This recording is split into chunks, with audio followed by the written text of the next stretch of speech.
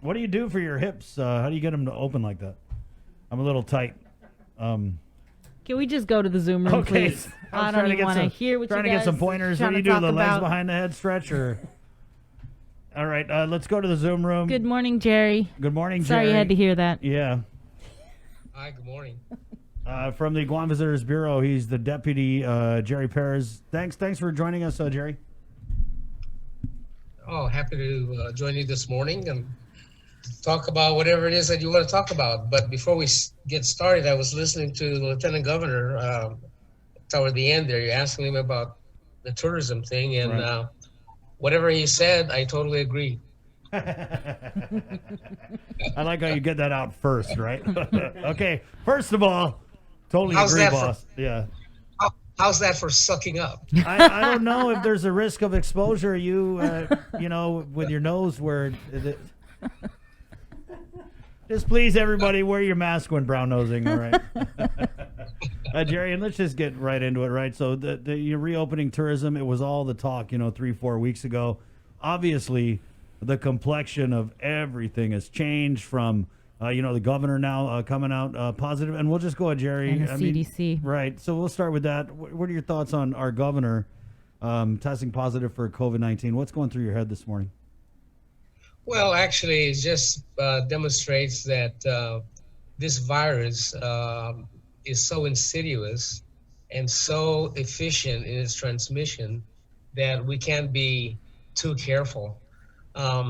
A few weeks ago, when we were getting our act together, so to speak, and preparing the island to be COVID safe, we were at a point where we felt comfortable talking to our source markets to try to develop a quarantine bubble zone. You know what that is about, right? Some kind of a reciprocity and arriving on Guam without testing if they stayed less than 5 days and so forth.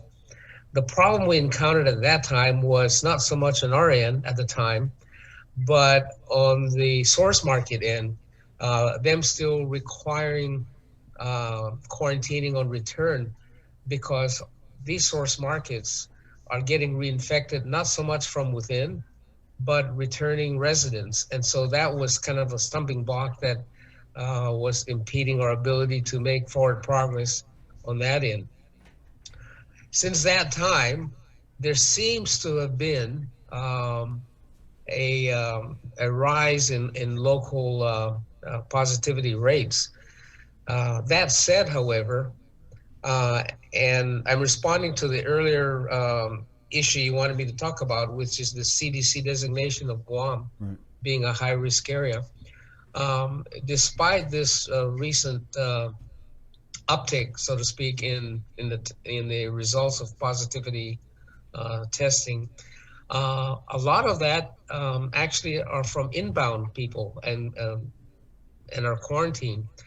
And although we do have some community spread, it's being managed, in my opinion. I'm not really a doctor, but I'm not a medical doctor, that is. The fact of the matter is, it's being well contained, and we have a fairly robust, contact tracing system. So the CDC designation of Guam as a high-risk area, I believe, and the governor, I think, has written back to them and told them otherwise, right, that we're not a high-risk destination. As I understand it, CDC normally describe risk levels based on, say, like level 1 being low risk, with case counts less than 150 in the trailing month. We're well within that parameter. The other thing is our positivity rate. I was just calculating as of yesterday, in spite of the increase, we're still at 1.7% positivity rate, which is much lower than the national average of 8 to 10%. So clearly that designation was not, proper. And what really surprised me, what really was astounding to me, and what was stunning is our characterization as being a foreign destination. Right. Yeah. I think it's stunning only because we have a lot of federal funding here that is health related. And so that kind of they should have known. I mean, God, that's like a grass skirt comment in 2020. Like, for real, CDC. But Gerry, I'm sure that it's a part of your thought process. Let's say that, I'm source market A, or I'm Japan, and here comes, Guam. She's all done up real nice, and she's like, hey, come over to me, I'll show you a really good time. It's gonna be great. We're just totally safe. And I'm like, okay. And then, when you meet somebody new and you start Googling and you're like, oh, this lady Guam, she's pretty nice. And you say, wait a second, hold on, CDC, hot zone, high risk of infection. Oh no, sorry, girl. Right. Yeah. So I mean, how do you? That's exactly right, and that's really the issue that we're trying to overcome. And part of the reason also for designating a high risk area is the cases per day, which would be, our case per day is like 2 to 3 for crime's sake. It's way below the national average. And we have surge capacity of up to 200 beds. And we only have like 3 or 4 or 2 or 3 hospitalizations. So we just need to get that message across. The problem is CDC and the health authorities are still authorities that government officials in our source market defer to. Yeah. And so the governor did the right thing about, writing directly to the CDC. And we're hopeful that not only Guam, but actually the FSM and CNMI would be reclassified. I mean, I understand that those areas are low risk from the latest CDC designation, but Guam was lumped in with the U.S. and because we're a U.S. territory, and I think it's less a risk analysis and more a politically aligned designation by being part of the U.S. Right, but Gerry, I mean, that girl, her reputation is pretty much it's trashed. If everybody's like, ew, it's kind of nasty, she's got the COVID. So what really do you have to do to turn this around other than, the governor writing a letter? Well, I think we're just going to have to, we have 2 tracks. The governor can write a letter and that can follow its course. But I think materially, it's more important for us to focus on our source markets. Because at the end of the day, that's what's going to drive a decision. We know that there's pent-up demand. We've done some intra-country surveys, both at the travel, trade, and institutional level, as well as the consumer level on our source markets. And there is overwhelming desire to travel to a nearby resort destination, which we're a part of, right? And we even threw in a little kicker on the side to say that if you come to Guam and we can provide testing, will that dissuade you from coming? And 80% or so said no, that they would not be dissuaded from coming if they were required to go through a test and we were to provide it. So the biggest hurdle right now really is our source market governments restricting travel, because when they come out with a restricted travel advisory, that triggers a lot of different issues, not least of which is the inability to get travel insurance. And that's very important for a lot of the, the travel agents and even customers themselves. So with that restricted travel for non-essential travel hanging over our head, even if we have like a bubble reciprocal arrangement, that's still a drag. And so it's not going to be easy, and we just need to work at it piece by piece. But we're doing all we can to the extent that we can. Yeah, it's got to be frustrating because when you talk about that dialogue between us and the source markets, I don't know, how do you tell them, oh, that CDC thing, oh, that's nothing.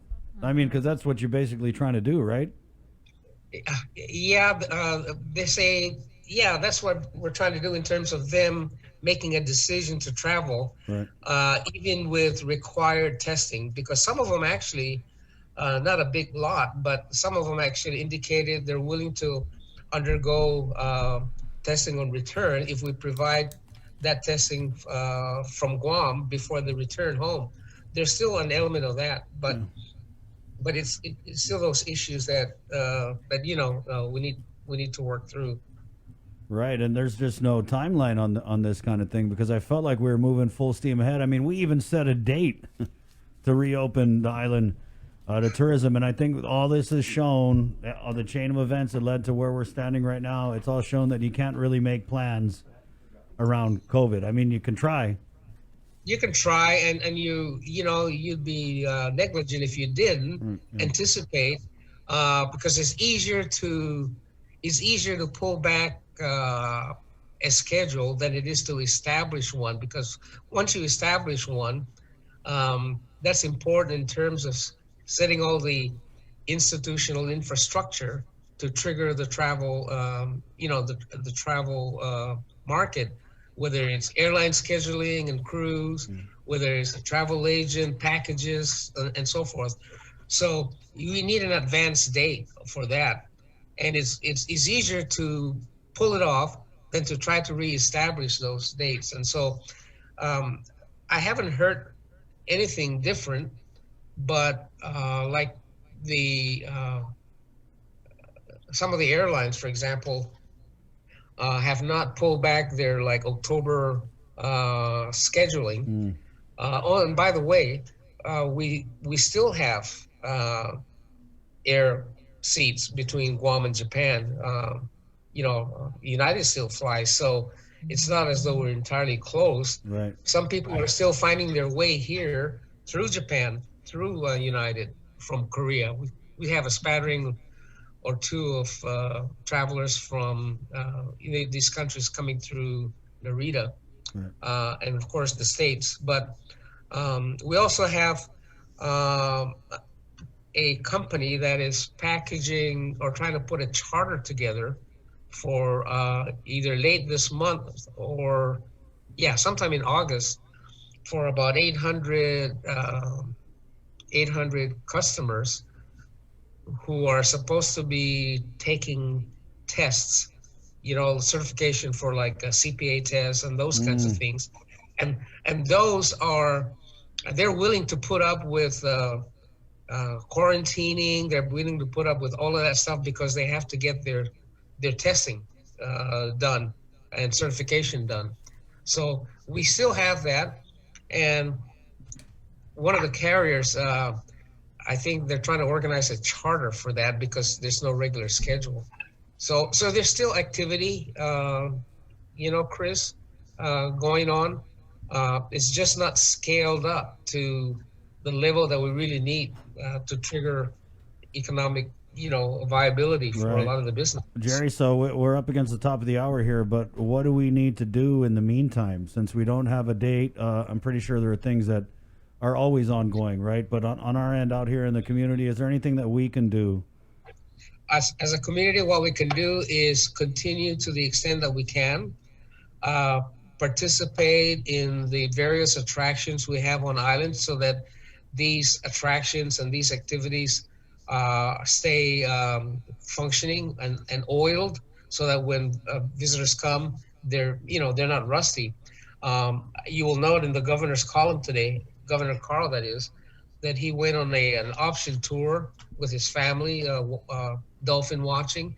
Well, most local residents don't participate in these option tours, but now is a good time for a lot of our local residents to do that.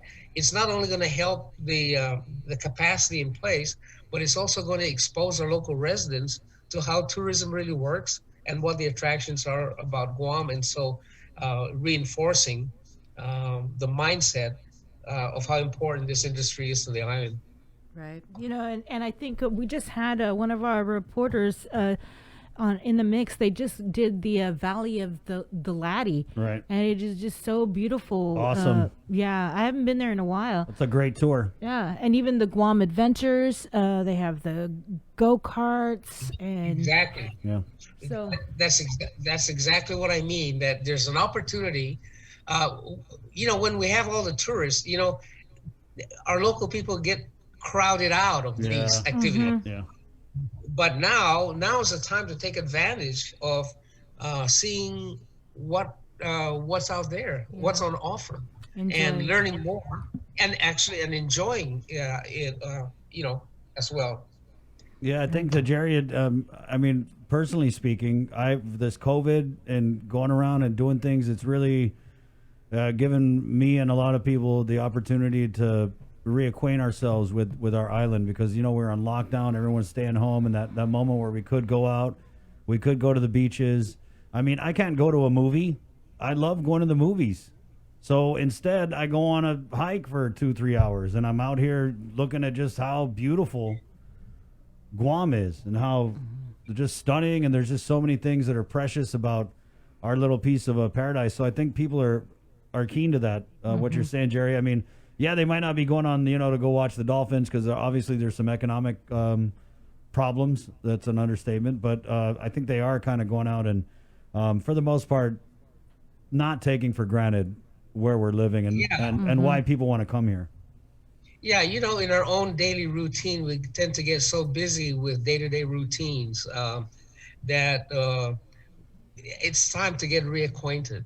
With ourselves. Yeah. Right, but one of our viewers raises a good point, though, and some local hotels, I've seen the staycation prices, because it is really expensive to go out and do all of these different tour options. So I think if they could drop the rates, then more people can go out and experience some of these things. Yeah, the comment here, Gerry, was, but we can't pay the tourist prices, obviously. No, of course not. But here's the we're getting ready to launch this staycation plan. Basically, it's you guys are familiar with the Guam shopping campaigns the last few years, right? We're using it. Yeah. The eShop Festival, yeah. Right. Okay. We're trying to see if we can launch that thing this month to use the same kind of principle, using apps, basically, to go to the different places that have special deals and stuff like that, to put 2 and 2 together. And so we're hopeful that would stimulate more activity on the local side and more moderate prices on the supplier side. Right. Well, we'll be sure to get our account executives in contact with you. Yep. And in the meantime, you just let us know what rooms we could be checking into. Well, you know me, I always got to try and get a bone. Do a link on location. Yeah, link on location. Link on staycation. Staycation. Yeah, I like that. That's a good idea. And we won't share who Chris is with in that room. Thank you. Wow, what is going on with you, Lieutenant Governor, and the shots on Picaru? Hey, I got a quick story to tell you. Great. If you have time. Okay. There's this story about a guy in the middle of the night at one of our local hotels, calling the front desk at about midnight and complaining to the front desk, I need help. And the front desk says, well, how can I help you? The guy says, well, my wife is trying to jump out the window up in the 12th floor. So the front desk clerk says, I'm sorry, sir, that's a personal problem. You need to take care of that yourself. Besides, there's only the night maintenance person here with me. So the guy says, you idiot. I'm not calling you for my personal problem. I'm calling you for a maintenance problem. The damn window won't open. Come to Guam. All right, Gerry. Keep your day job, bro. I know. Yeah. I know. No, man, Gerry. Jason had said you got your doctorate, and so maybe we can just end on that little something. So you're now Dr. Gerry Perez, right? Well, last I checked. Right. There you go. So congratulations. Congratulations. Okay, thank you. Okay. Oh, you don't want to give a speech or, No. You don't want to do the whole Rodney Dangerfield. It's never too late. No. All right, fine. Jerry. Thanks, Okay. Jerry. Good Thank you, luck. man. Wash your hands. Good luck. Keep working hard. All right. Yes. That's, Bye. okay. Gerry Perez. That's pretty funny. Which one? The window. Yeah, that was pretty funny. I don't know what was up though. We won't share who goes to your room in the middle of the night. Yeah, that was funny too. But see, I know you, so it's like, yeah. Yeah, okay, fine. 9:06. We're gonna take a real short break, and we're gonna come back with now Gain. What you got issues when Gain is calling out the government of Guam. Not Gain. No, Gain. These are the cuddly puppy people. They're cuddly. They like petting animals, and now they're saying, "Gov Guam, pay your bills." Yeah, so I mean that's where we are. You got Gain coming out and calling you out. What is up, 2020? We also got new news, Bree. I sent that to the chat. You want to get that out?